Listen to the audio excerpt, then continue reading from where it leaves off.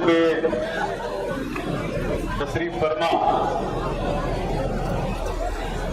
हमारी पार्टी के तमाम जिम्मेदारान और इस जलसागाह के अंदर तशरीफ फरमा तमाम बुजुर्ग हजरात, नौजवान साथी और जहां तक मेरी आवाज जा रही है ऐसी मेरी मां और बहने और तमाम मीडिया के तमाम साथी, भाई मजाका मत पड़ो, तमामी दोस्तों और साथियों, 20 तारीख को पार्लियामेंट के इलेक्शन की वोटिंग है। धुलिया लोकसभा हल्के की,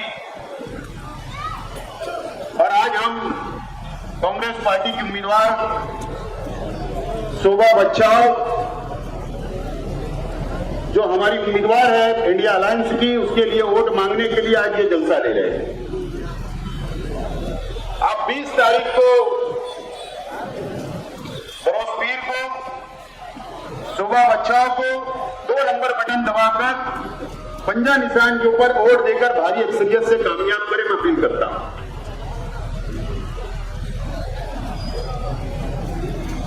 बहुत दिनों के बाद मुशाहिद चौक के अंदर हम लोग जलसा ले रहे हैं।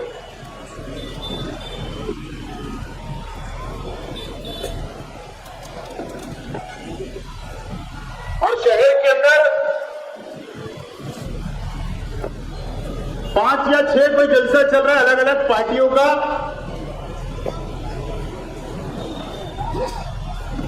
लेकिन खास बात यह है कि सब शोभा बच्चाओं की हिमायत में जलसा मिले।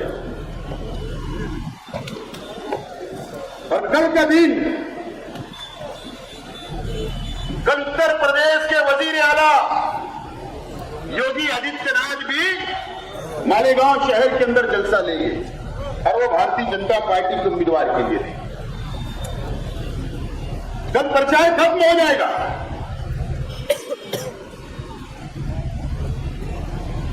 ये देश का इलेक्शन, ये मुल्क का इलेक्शन, ये कोई कारपोरेशन की जैसा वर्कर लगाने का इलेक्शन नहीं है।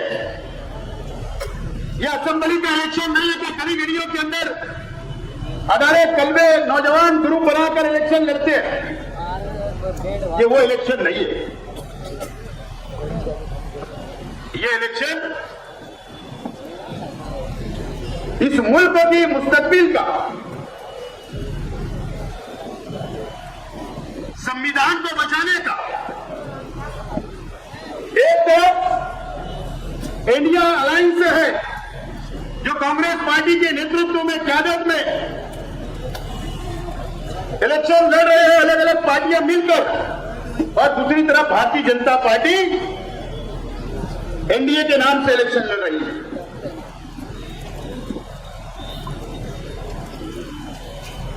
और वो हमारा संविधान, वो हमारा आइन, इस मुल्क का,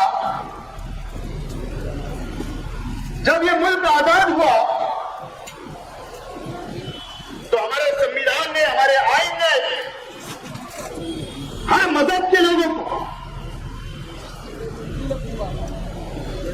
चाहे वो कोई भी मजहब को मानने वाले हो, सबको मुकम्मल तौर पर आजादी दी। यहां तक कि 2014 तक चाहे अटल बिहारी वाजपेयी हो, भारतीय जनता पार्टी की सरकार रही, लेकिन ये 10 साल के अंदर जो संविधान को तब्दील करने का काम किया गया, माइनॉरिटी के साथ में जुल्म करने का काम किया गया, संविधान को खत्म करने का काम किया गया, और मुसलमानों के ऊपर अत्याचार करने का काम ये 10 सालों के अंदर हुआ है। आमतौर पर आप लोगों को पता नहीं होता कि मुल्क के अंदर क्या चल रहा है, कौन से मुद्दे के ऊपर, कौन सी बात के ऊपर इलेक्शन हो रहे थे। आज भी हिंदू और मुसलमानों के बीच में इलेक्शन को लाकर खड़ा करने की कोशिश भारतीय जनता पार्टी की तरफ से की जा रही है। 1 महीना 1.5 महीना पहले हमको लगा नहीं था,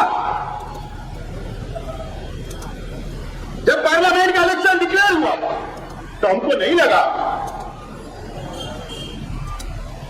कि ये मुल्क की आवाम हिंदू मुस्लिम सिख ईसाई, मैं सलाम करता हूं हमारे मुसलमानों को, इस मुल्क के मैं सलाम करता हूं, यहां इस देश के किसानों को सलाम करता हूं, दलित भाइयों को, आदिवासी हो, हिंदू हो, मुसलमान हो, मैं उनको सलाम करता हूं कि पूरे मुल्क के अंदर ऐसा वातावरण बन गया, ऐसा माहौल बन गया कि इंशाअल्लाह 4 तारीख की सूरज हमारे लिए नई किरण होगी, नई उम्मीद होगी और भारतीय जनता पार्टी का सहयोग होगा।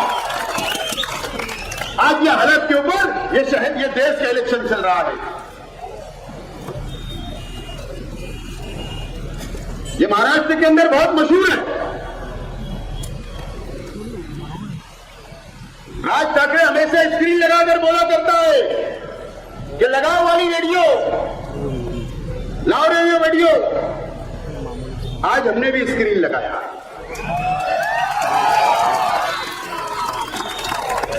लेकिन आज कोई मालेगांव शहर स्क्रीन लगती है,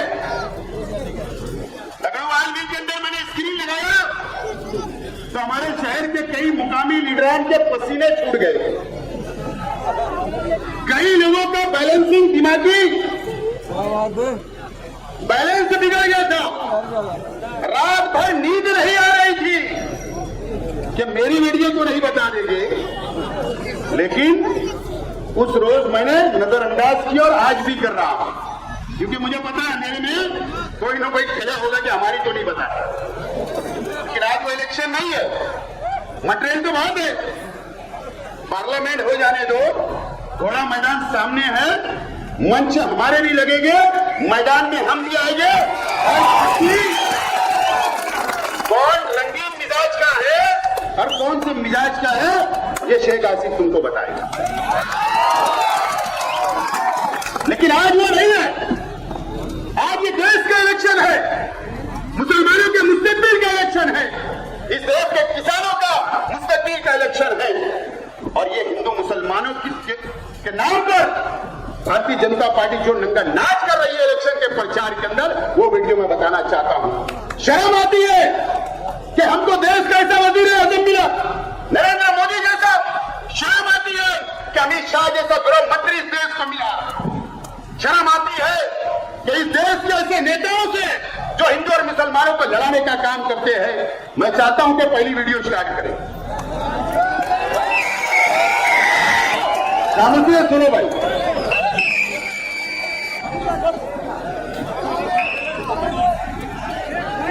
जरा खामोशी से सुनो।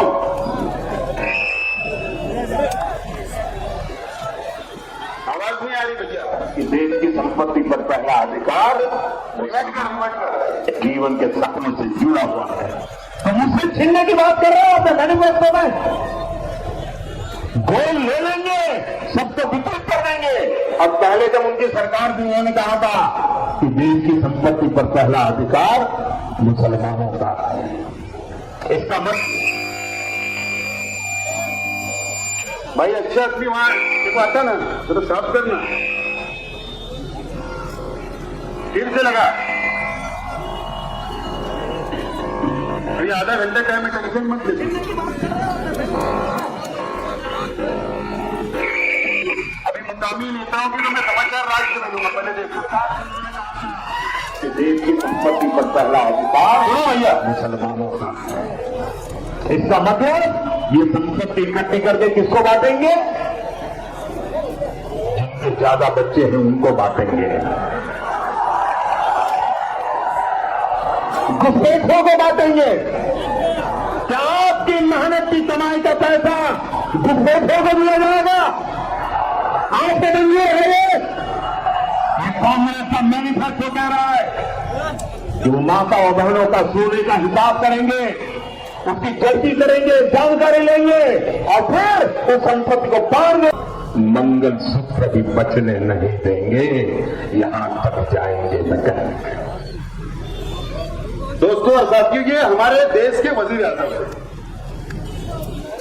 मुझे मुझे यकीन है कि यहां ये मजमे के अंदर बैठे हुए 90% लोगों को 90% लोगों को आपको पता नहीं होगा कि इस मुल्क के अंदर इस तरीके का प्रचार चल रहा है, इस तरीके की तकरीर चल रही है।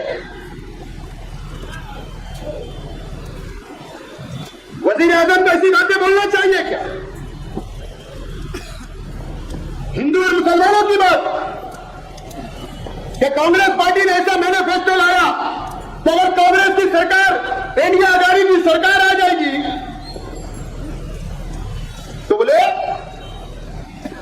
हर घर का बोले सर्वे कराया जाएगा, सोने का सर्वे होगा कि कौन सी बहन के पास, कौन सी मां के पास कितना सोना है, और वो छीन कर बोले मुसलमानों को बांट दिया जाएगा। और यहां तक कहा गया कि मंगलसूत्र भी हमारी हिंदू बहनों का छीनकर मुसलमानों को बांट दिया जाएगा। इस तरीके की तकरीर यह पार्लियामेंट के चुनाव के अंदर नरेंद्र मोदी जी ने कही। नरेंद्र मोदी जी और भारतीय जनता पार्टी और आरएसएस को, यह इंडिया सरकार को मैं बोलना चाहता हूं, अरे हम वो मुसलमान हैं, वह हमारा अपना मजहब है, वह हमारी शरीयत है कि मुसलमान जकात देता है करोड़ों नहीं अरबों रुपया देता है। कई मां बहनों के घर बसाता है, कई के गले के अंदर मंगलसूत्र सजाता है। हम तो देने वाली कौम है, लेने वाली कौम नहीं है। तुमने नहीं कहा था कि मैं झोला लेकर आया हूं, तुम मांगने वाले हैं और हम देने वाले हैं। आपने अपनी पत्नी को तो नहीं संभाला, एक मंगलसूत्र नहीं संभाला, तुम क्या बात करोगे कि मुसलमान को क्या मंगलसूत्र की जरूरत है? ये राजकारण इस देश के अंदर चल रहा है और आज भी बेदार नहीं है। आज भी हम बेदार नहीं है कि ये इलेक्शन क्या है। इस मुल्क के अंदर इस तरीके का इलेक्शन, इस तरीके का प्रचार चल रहा है। सोच समझ के फैसले कर रहे, अगर हमसे जरा सी भी गलती हो गई तो याद रखना, संविधान जब खत्म हो जाएगा तो हो सकता है कि भाजपा प्यारा से हमारा वोट का अधिकार छीन दे।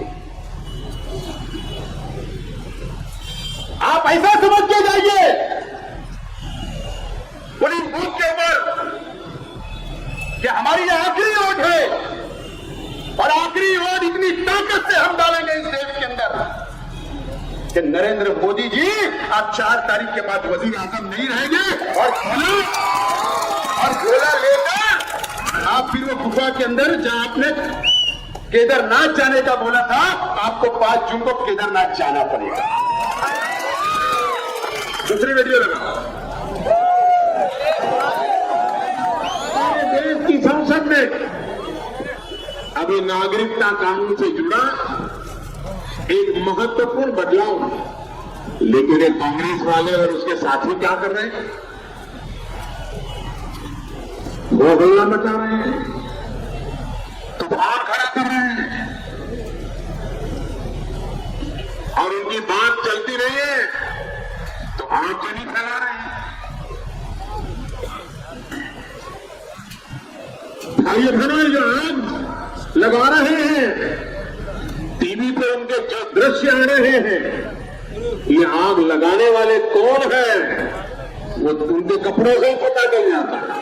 इन दृश्यों को देख करके पक्का हो रहा है कि मोदी ने, देश की पार्लियामेंट ने, भारत की सरकार ने नागरिकता का कानून बना करके देश को भी बचा लिया है।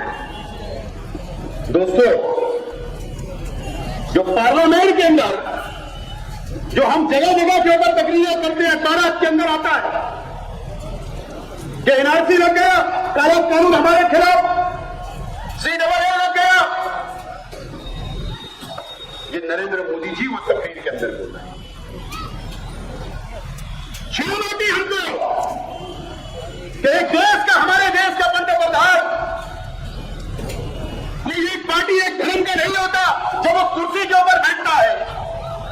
लेकिन जब एनआरसी का कानून लगा, सीएए का कानून लगा, तो हिंदू, मुस्लिम, सिख, ईसाई और दलित भाई सब रास्ते के ऊपर जुलूस निकाले, एहतजाज किया।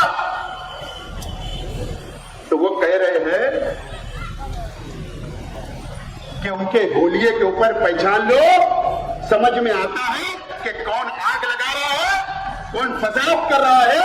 इस तरीके की बात कर रहे हैं। किसके तरफ इशारा? एनआरसी किसके लिए लगी? सीएए किसके लिए लगा? ट्रिपल तलाक का कानून किसके लिए लाया गया? एहतजाज किसने किया? साफ तौर पर बोलने का मकसद है कि मुसलमानों के होलिये देख लो, जो दाढ़ी और टोपी और कुर्ते और पैजामे में रहते हैं वो मुसलमान है, जिन्होंने आग लगाई, जो फसाद कर रहे हैं, जो रास्ते पे आ रहे हैं।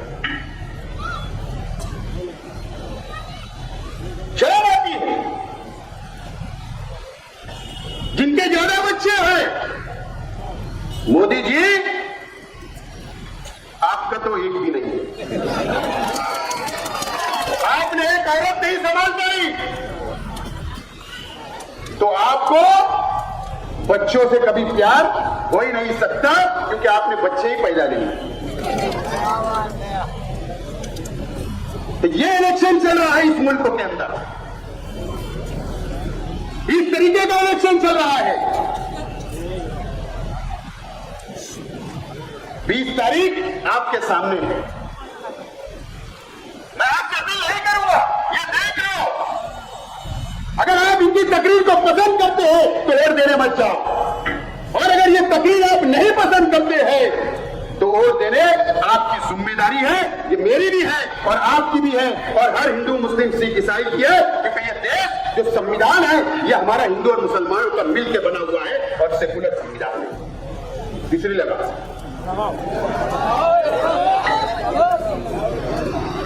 उद्धव ठाकरेंच्या शिवसेनेला मतदान करा।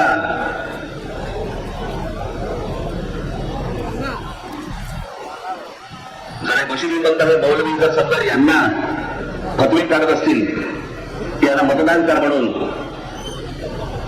मला राज ठाकरे तुम्हाला आज फतवा काढतो, माझ्या तमाम हिंदू बांधवांनो, बहिणी जोडी मातांनो,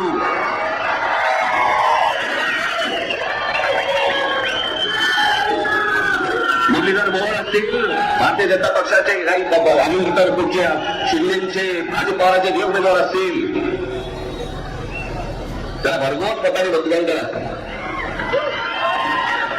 ही अनेक लोकांची जे चळवळ चालू आहे ना, चळवळ काँग्रेसला मतदान करण्याच्या दृष्टिकोनात ही कशासाठी? कारण गेल्या 10 वर्षामध्ये तोंडवरती नाही काढता आलं येणार।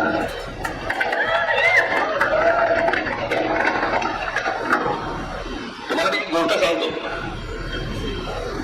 नरेंद्र मोदी, भारतीय जनता पक्षाचं केंद्रातलं सरकार माझ्या काही गोष्टी प्रत्यक्ष मतभेद आहेत हे राहणार,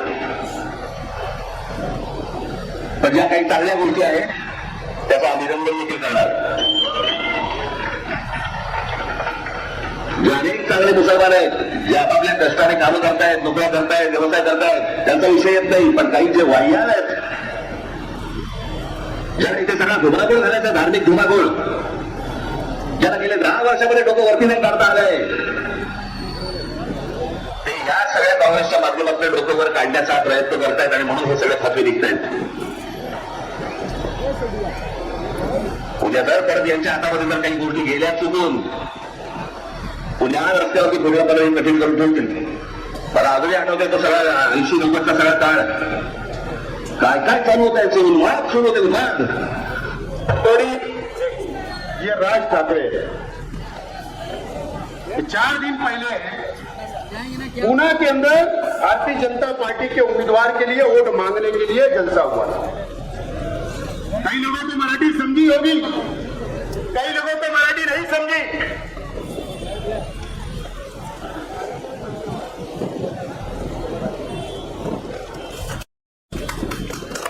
डॉक्टर शोभा बच्चाव आए हैं, उनका स्वागत करो और उसके बाद जलसा किसका रहेगा मैडम, आप परिचय कर लो।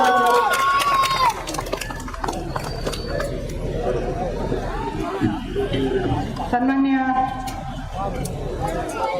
आमदार, माजी आमदार आसिफभाई शेख, व्यासपीठावरील सर्व सन्मान्य मान्यवर, माझे जीवाभावाचे मतदार बंधू आणि भगिनींनो, मी आपल्याला या ठिकाणी विनंती करायला आलेली आहे. 20 तारखेला धुळे लोकसभा मतदारसंघाच्या निवडणुकीचं मतदान आहे. आपल्याला विनंती आहे, माझा अनुक्रमांक 2 आहे.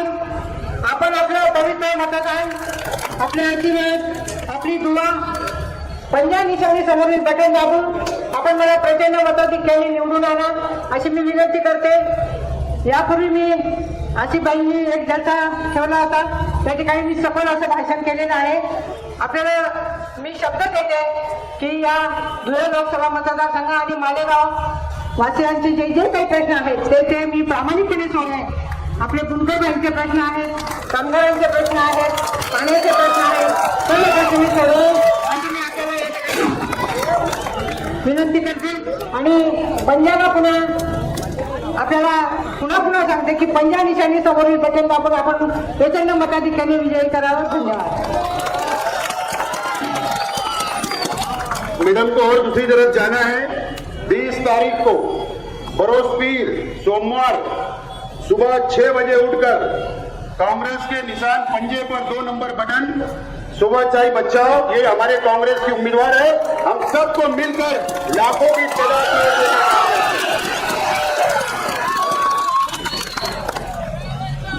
दोस्तों और साथियों,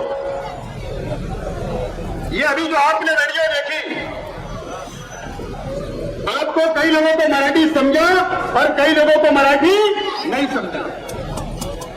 ये पुणे के अंदर बोला गया, क्या बोला गया?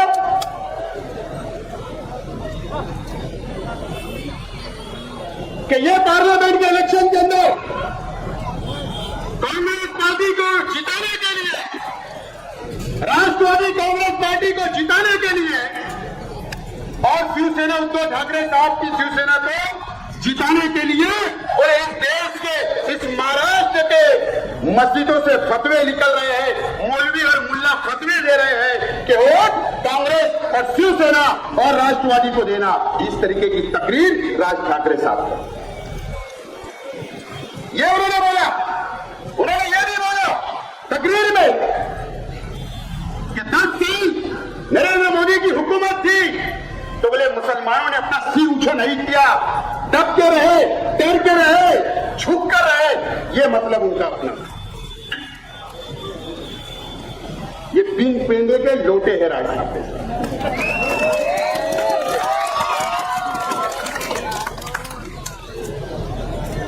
पिछले इलेक्शन के अंदर ये नरेंद्र मोदी को गालियां दे रहे थे और ये बोल रहे थे कि महाराष्ट्र के अंदर नरेंद्र मोदी, अमित शाह को मैं कदम रखने नहीं दूंगा. और आज उनके तलवे चाटने का काम.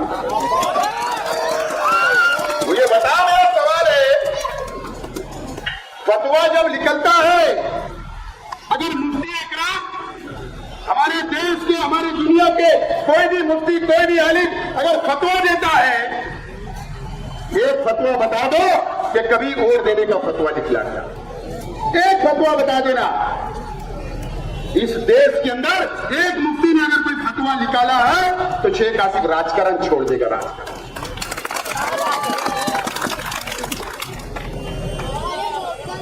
मुझे बताओ, क्या हमारा मुफ्ती, इस मुल्क के मुफ्ती उलमा, ये कैंडिडेट कौन मुसलमान थी क्या? सुबह बचाओ, उनका घिराव हिंदू है, मराठा है. महाराष्ट्र के अंदर 48 सीटें महाविकास आघाड़ी की लड़ रही है. 48 लोग हिंदू हैं. एक मुफ्ती का फतवा हिंदू भाई के वोट देने के लिए क्यों निकलेगा?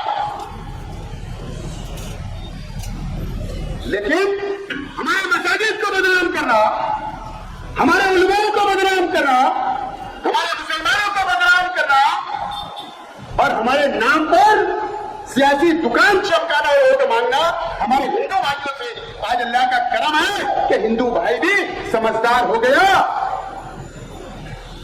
अब इनके छछन में आने वाला नहीं है. मैं सलाम करता हूं किसान भाइयों को, मैं सलाम करता हूं हिंदू भाइयों को कि जो लहर चली इस महाराष्ट्र के अंदर, इनकी जमीन खसक चुकी है। ये राजकारण चल रहा है इस तरीके की वोट इस मुल्क के अंदर और इस महाराष्ट्र के अंदर मांगी जा रही है दोस्तों। ये मैं आज आपको बताने के लिए इसलिए लाया हूं। चौथी,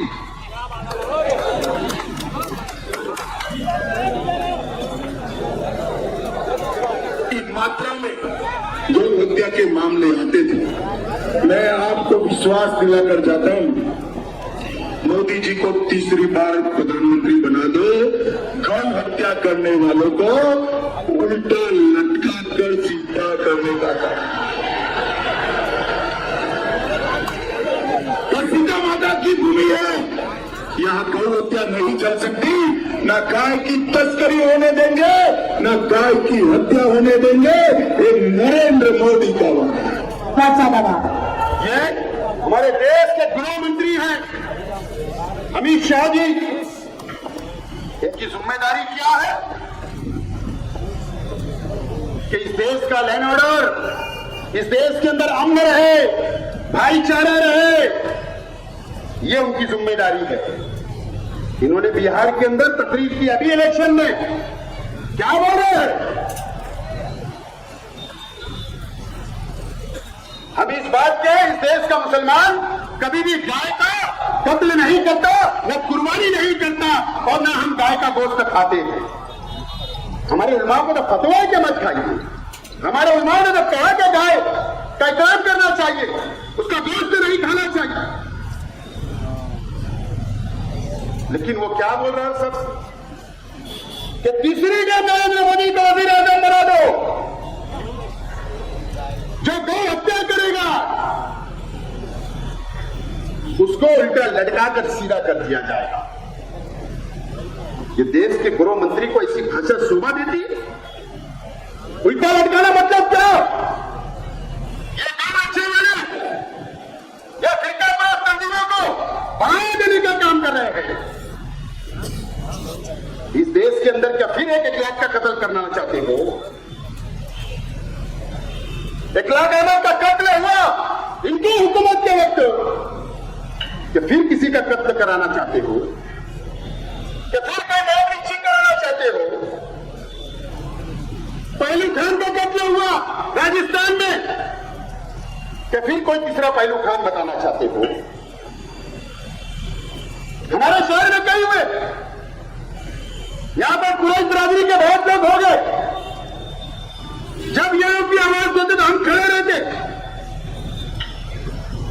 याद रखना, मैं आप लोगों से बोलना चाहता हूं कि अगर इनकी हुकूमत आ गई तो ये 10 साल के अंदर जितना हम पर जुल्म किया गया उससे कहीं ज्यादा जुल्म हमको सहना पड़ेगा।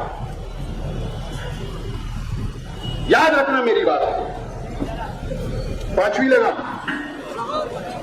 अब हमारे शहर के नेता की बताइए।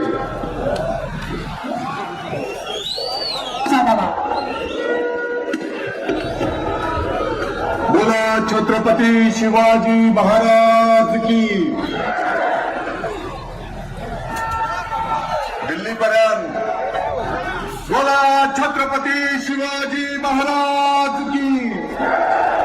जय शिवाजी, भारत माता की जय श्री राम। ही आपल्या देशाचं भवितव्य घडवणारी निवडणूक आहे। आपण जर बघितलं असेल, आतापर्यंत ज्या ज्या ठिकाणी मतदान संपन्न झालं त्या त्या ठिकाणी विशिष्ट लोक मोठ्या संख्येने मतदानाला बाहेर पडतायत आणि या गोष्टीची खबरदारी तुम्हाला सगळ्यांना घ्यावी लागणार आहे। तुम्हाला सुद्धा मोठ्या संख्येने मतदानाला त्या ठिकाणी उतरावं आहे आणि मोदी साहेबांचे हात आपल्याला बळकट करायचे।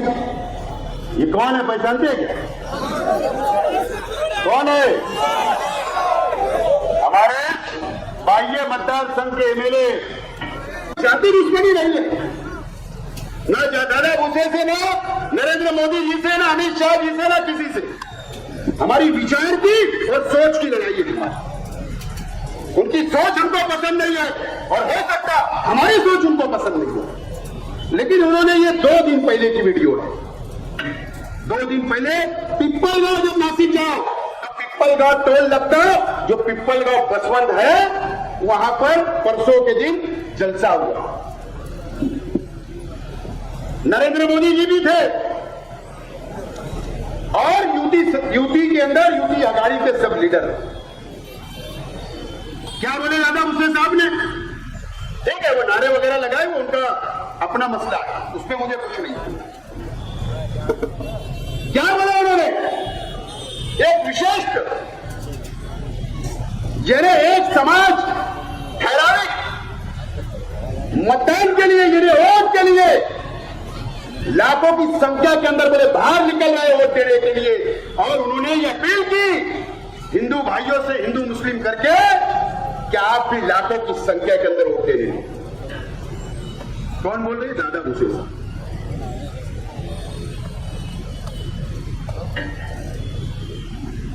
दादा भूसे साहब, आपका चेहरा अब ये शहर में देख चुका है। आप गयाना और रमजानपुरे में जाते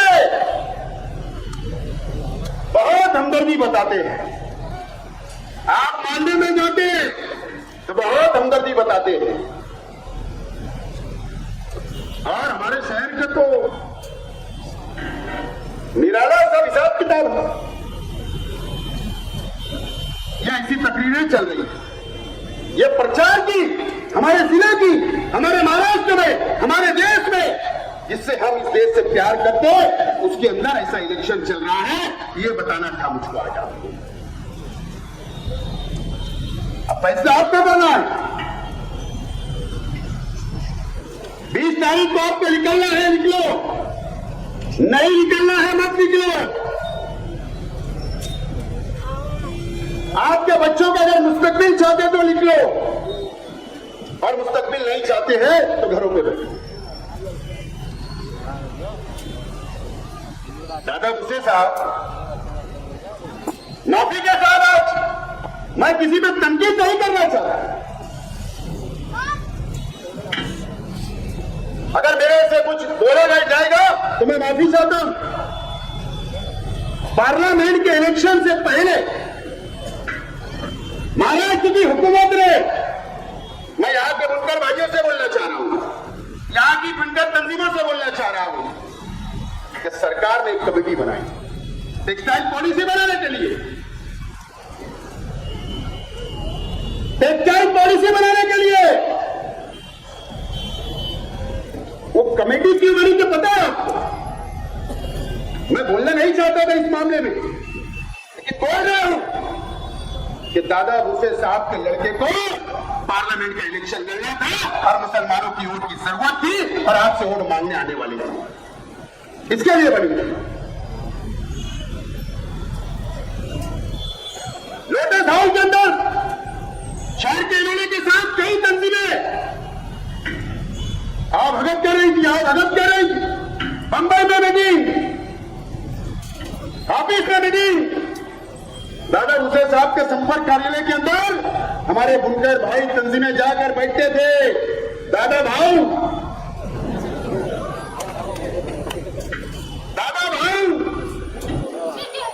दादा भाऊ है तो बोले आप पूरे टेक्सटाइल के अंदर नए लूम के लिए फंड, बिजली के अंदर सब्सिडी मिलेगी, यार्न में सब्सिडी मिलेगी, पावर का रेट कम हो जाएगा, जैसा मसीहा बनकर हमारे लोग पेश कर रहे हैं। लो ये चुंबा ले लो जाकर।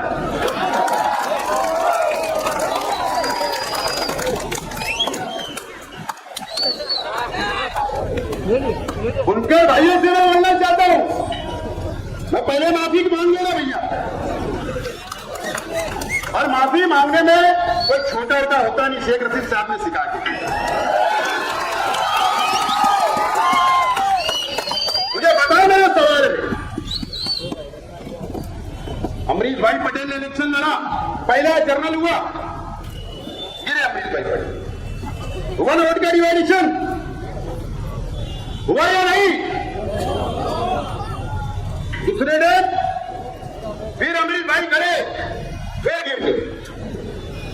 फिर डिवाइडेशन हुआ थोड़ा बहुत, कुणाल पाटिल लड़े, फिर वंचित से नबी अहमद साहब ने इलेक्शन लड़ी।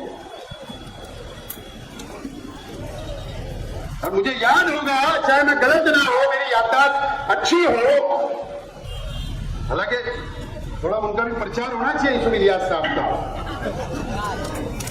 उन्होंने भी उनके ही साथ किया। जब जब शहर को यह मौका मिला, जब जब ये शहर ने गलती किया, सरकार किसी और की बनती और चुनकर किसी को और को देती। सरकार किसी और की बनती, चुनकर किसी और को देती। कांग्रेस की सरकार है, मुफ्ती साहब को चुनकर देती। क्या फायदा हुआ मुझे बता दीजिए। मैं ठीक है, इलेक्शन हो गया, गए, हार जीत लगी रहती है, ये मानने वाले बहुत बड़ा कलेजा है, कोई बात नहीं। 14 में मैं आया तो बहुत कोशिश किया, बहुत लड़ा, लेकिन बदकिस्मती थी कि सरकार हमारी नहीं थी। 19 में मैं लड़ा, फिर मुफ्ती साहब को दे दिया, कांग्रेस की सरकार है। ये शहर का टेक्सटाइल, ये शहर का पावर लूम, तुम जिसके भरोसे में चाहते हो कि ये टेक्सटाइल आगे बढ़े, सहूलत मिले, तो अगर गलत फैसले लेते रहोगे तो कभी फायदा नहीं होगा। ये वो दादा मुझसे साहब है, अपना मुफाद था तो आपके साथ, आपके पास आ रहे, बाजू में जा रहे थे, अखबार के अंदर है नहीं, वहां से वीडियो, क्या चैनल वालों को बंबई साथ में, मंत्रालय में साथ में, गाड़ी से उतर रहे तो फोटो वीडियो, होटल में खा रहे तो वीडियो, अजीब काम। ये मुफाद था। अब बताओ उनका चेहरा बेनकाब हुआ क्यों नहीं? विशेष तो समाज मतलब क्या? ये मुसलमान बाहर निकाला वोटों के लिए, तुम भी लिख लो ये जुमला, ये शहर के लिए, हिंदू मुस्लिम एकता के लिए घातक जुमला, और एक पालक मंत्री को इस तरीके का जुमला का इस्तेमाल नहीं करना चाहिए। जिम्मेदार व्यक्ति, ये इलेक्शन चल रहा है देश का, इस महाराष्ट्र का और ये शहर का, ये इलेक्शन चल रहा है। मैंने पूरी 5 वीडियो के अंदर आपको दूध का दूध और पानी का पानी करके बता दिया, और इसके लिए जिगर लगता है इसी वीडियो बताने के लिए, मर्दानगी लगती। ऐसी वीडियो कांग्रेस के बड़े लीडरान भी नहीं बताते, न बड़ी बड़ी पार्टियों के नहीं बताते। मुझे मालूम है इसका परिणाम मुझे भुगतना है, लेकिन अगर ये सरकार, बीजेपी के लोग अगर जेल के अंदर भी डाल देंगे, लेकिन अगर मेरी कौम ये बेदार हो जाएगी तो मैं समझूंगा वसूल हो गया, शायद 1 महीना 2 महीना जेल में। ये मेरी जिम्मेदारी है और अल्लाह गवाह है कि मैं आज जो आपको बता रहा हूं, पूरे देश के अंदर कोई मुसलमान, एक वर्कर ने, एक जिम्मेदार ने इस देश के मुसलमानों को नहीं बताया होगा कि ऐसा प्रचार चल रहा है। मैं जिम्मेदारी से बोल रहा हूं, आपको फैसला करना है 20 तारीख। शहर के एमएलए साहब का मैं बहुत एहतराम करता हूं, 2 दिन पहले जलसा हुआ,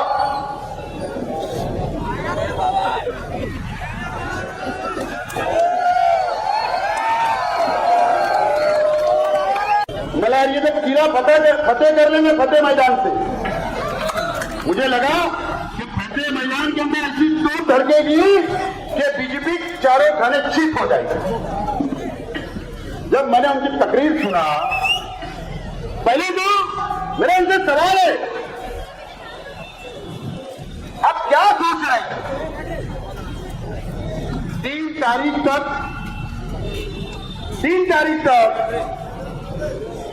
फॉर्म नॉमिनेशन करने की आखिरी तारीख थी, आखिरी बात समझ, 3 तारीख आखिरी तारीख थी, 3 बजे तक फॉर्म नॉमिनेशन करने की पार्लियामेंट की।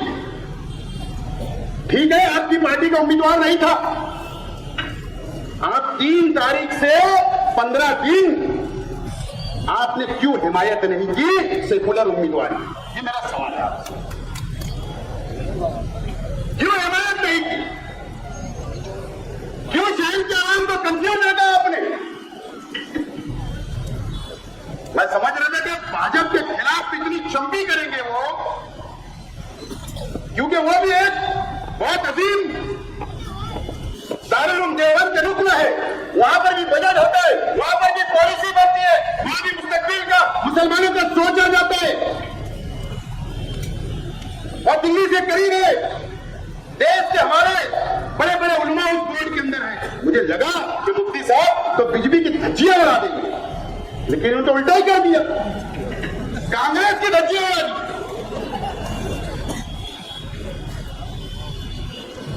लेकिन मैं भी एक बात बोलना चाहता हूं कि कांग्रेस पार्टी को भी ये 10 साल के अंदर ये बात तो समझ गई और नरेंद्र मोदी को भी ये बात समझ गई। कांग्रेस को अब समझ रहा है कि मुसलमान जब इत्तेहाद के साथ किसी के पीछे खड़ा रहता है तो तानाशाह को भी झुकना पड़ता है। ये मुसलमानों ने बताया और कांग्रेस को भी ये समझ में आ गया 10 साल के अंदर कि जितनी बेवफाई हमारे साथ की गई,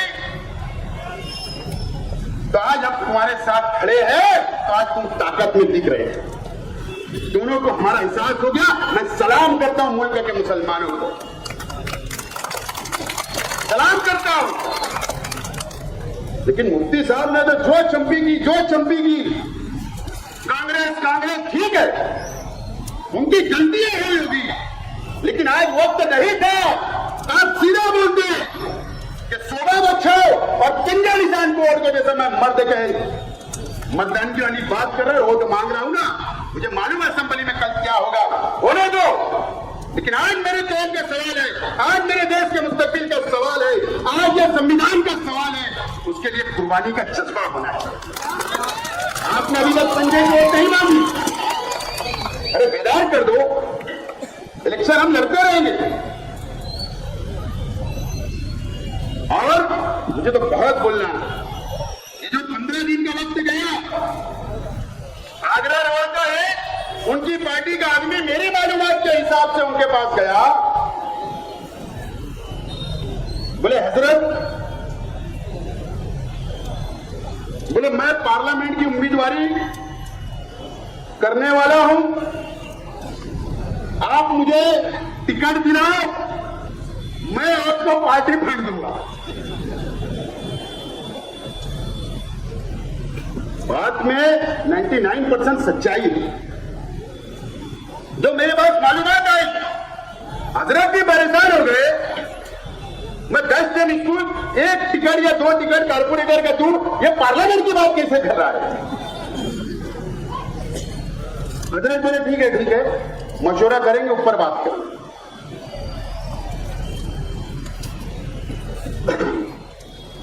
फिर दूसरे ने भी तैयारी शुरू कर दी, इधर पीछे वालों ने लाली बॉर्डर लगा के आजकल जलसे में पहुंच जा रहे हैं। जलसे से 1 घंटे पहले मेकअप होता, कौन सा कपड़ा अच्छा लगेगा, कौन सी डिजाइन का लगेगा, फिर जलसे के बीच में जब चलते आएंगे तो सब हटाएंगे। अब जलसे में ही 500 लोग, तो कौन हटाने की जरूरत पड़ती? बहुत झगड़े चल रहे थे इनके, हजरत के उनके बहुत।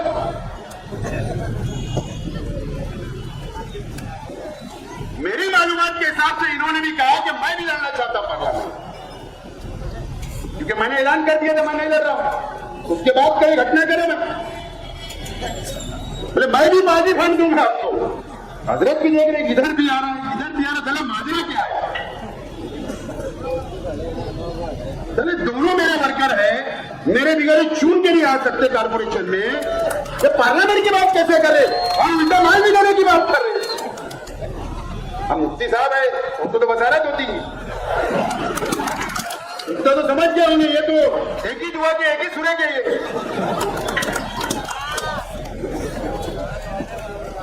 तो ये खुद रेस में लगने की बात, बोले माल तो कैसे तो आ रहा है, ये इनका तो खर्चा नहीं करेंगे, इतना बड़ा इलेक्शन तो ये खुद रेस में लग गए। अब इन्होंने भी 100 किलो का थैले भर के माल मांग लिया। सामने वाले बोले नहीं इतना माल नहीं दे सकते हम, उसका आधा थैला करो 50 किलो वाला तो मामला जमेगा बोले। अब ये देखिए कि अगर मैंने नहीं बोल दिया तो ये दोनों में से कोई उनके हाथ से चल जाएगा तो मेरी मुसीबत हो जाएगी। इन्होंने भी ऊपर फोन करके बोले नहीं, सेकुलर उम्मीदवार अगर हार जाएगा तो हम पे डांग लग जाएगा। इन्होंने क्या करे, खुद का भी नुकसान हो रहा, उनको मालूम है चल जाएगा और कभी भी वो नुकसान का सौदा नहीं करता। इन्होंने इनके दोनों के खाने के अंदर मट्टी डाली। उसके बाद तो वो मीटिंग में मुफ्ती साहब की धुलाई, वो तकरीरों में धुलाई, वो प्रेस में धुलाई, ये पूछो। असल में मसला ये है। बहरहाल मुफ्ती साहब को मुबारकबाद कि अच्छा फैसला किए, तुमने टिकट नहीं लिए, मैंने भी समझदारी से रिवर्स आया हूं, आप भी रिवर्स आए, अच्छा फैसला करें, मुबारकबाद देता हूं, चाहे आपके दिल में कुछ भी हो। लेकिन मट्टी तुमने जरूर डाली, तुम भी राजकर्मी हो गए मुफ्ती साहब, सियासी हो गए, तुम्हारी भी मोटी चमड़ी हो गई। ये बात तो बिल्कुल साफ हो गई, मोटी चमड़ी की हो गई। कितने भी हमला करो, अरे बच्चे मोरी इतनी मोटी चमड़ी हो गई या मुझे कोई असर नहीं होगा, ऐसा ही ना मालूम। असल बात ये है। लेकिन सवाल तो ये है, सवाल तो ये है कि 15 दिन क्यों लगे, क्यों कांग्रेस के खिलाफ बोला गया, क्यों शहर की आवाम को कंफ्यूज किया गया, क्यों पंजे के ऊपर उंगली मांगी जा रही है। मांगो, 6 महीने बाद बड़ा मैदान सामने रहेगा, लड़ेंगे। ये मुस्तकबिल का, कौम के मुस्तकबिल का है।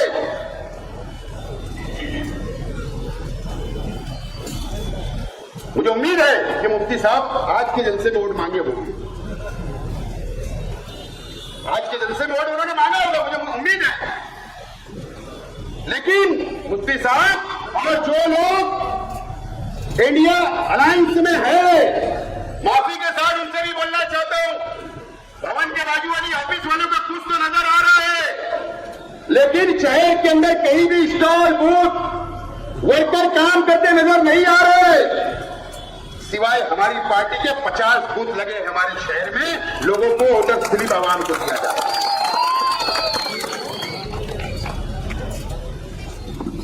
बचे कल शनिचर इतवार 2 दिन है, सब इत्तेफाक भूल जाओ, निकल जाओ और बता दो भारतीय जनता पार्टी को कि अब तुम 4 तारीख को सत्ता में नहीं रहे, बता दो। दोस्तों और साथियों, एक अजीब बात आज मुझे मालूम पड़ी, जो लोग सिब्बल नहीं लगा रहे, जो लोग वोट के पंजे को नहीं मांग रहे लेकिन हिमायत कर रहे, अरे अफसोस कि मेरे को एक शख्स ने आके बताया, उसमें मुफ्ती साहब ने साहब करता है, वो किस पे इल्जाम लगा रहे, छोटे छोटे लोग 2-2, 3-3 वार्ड वाले, 55 वार्ड वाले, आगरे रोड के भी लोग मिले। अरे ऐसे लोग आज भी भारतीय जनता पार्टी को बोल रहे, आज भी जिम्मेदार आदमी ने मुझे बताया, वो जरूर हिंदू भाई है, बीजेपी वाला है, हमारे तालुका राजकोट में गया था, वो वहां मिलकर बोल रहा है कि यार कैसे लोग हैं, बोले वोट परसेंटेज के लिए हमारी मीटिंग करा दो, हमारी हियरिंग करा दो, हम वोट परसेंटेज कम कर देंगे। इलेक्शन के बाद 50-50 करोड़ का विकास निधि फंड दिला देना, अजीब बात। यह कौम किस चौराहे के ऊपर खड़ी है, किस मुसीबत में खड़ी है, अभी भी अपना जाति मुफाद, असल में तरबियत जैसी होती है ना, जैसा सिखाया जाता है ना, वैसे ही बच्चा सीखता है और वैसे ही किया जाता है। कि कौम को बेचने का सौदा आज तक किया जा रहा है। और कई वार्ड के अंदर जहां हमारे कॉर्पोरेटर नहीं है, हम वहां भी बूथ लगा रहे, तो वो क्या बोल रहे, जो माल आएगा छान लेंगे, करने में मिले वो राष्ट्रवादी के लोग करेंगे। अरे हम तो करेंगे। ये शहर के अंदर चल रहा है, इसलिए आज ये केस बनेगा चलेगा, कल जेल जाओगा चलेगा, लेकिन आज मुझे साफ साफ बात ये शहर की आवाम से करनी है।